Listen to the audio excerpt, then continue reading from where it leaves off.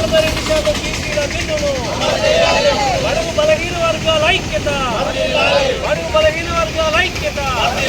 CPM 42% reservation అమలు జరపడానికి ఈ రాష్ట్రంలో కులగణన జరిపి కేంద్రానికి పంపినప్పటికీ 4 నెలలవుతున్నా దానిపైన చట్టం చేయడానికి రాష్ట్రపతి ఆమోదాన్ని తెలపడానికి ప్రభుత్వం ప్రయత్నం చేయకపోవటం ఈ ప్రభుత్వం యొక్క ఈ బీజేపీ యొక్క నిజస్వరూపాన్ని ప్రజలకు తెలుస్తూ ఉన్నది.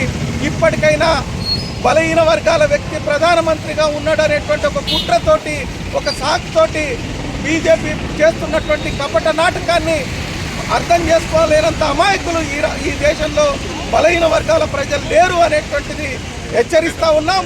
ప్రభుత్వం బీజేపీ వెంటనే జరుగుతున్నటువంటి పార్లమెంట్లో చట్టాన్ని చేయాలా, లేకపోతే బీజేపీ వైఖరిని ప్రజల్లో ఎండగడతామని సిపిఎం పార్టీగా హెచ్చరిస్తూ ఉన్నాం. వర్గాలకి రాజకీయ అధికారం వచ్చేటటువంటి అవకాశం ఉంది.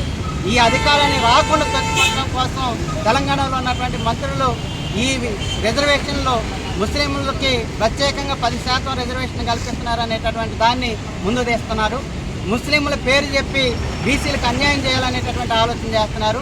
ఈరోజు బీజేపీ అధికారంలో ఉన్నటువంటి దగ్గర కూడా బీసీ రిజర్వేషన్లో సామాజికంగా ఆర్థికంగా వెనకబడినటువంటి ఇతర కులాల వాళ్ళకి కూడా రిజర్వేషన్ కల్పించినటువంటి పద్ధతి ఉంది.